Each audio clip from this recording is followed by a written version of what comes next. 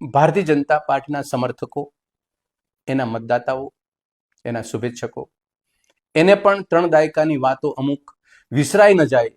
એના માટે મારે એને યાદ કરાવી છે કે આ પરિસ્થિતિ હોવા છતાં આપણે વિકલ્પ શોધવાની વાતના બાના નીચે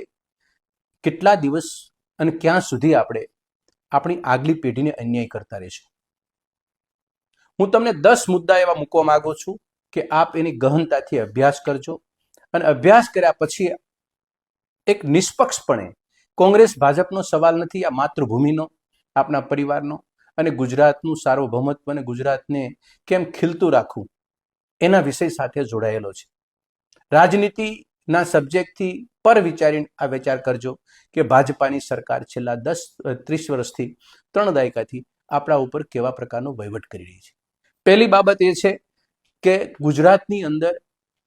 જે ખોરાકમાં ભેળસેળ,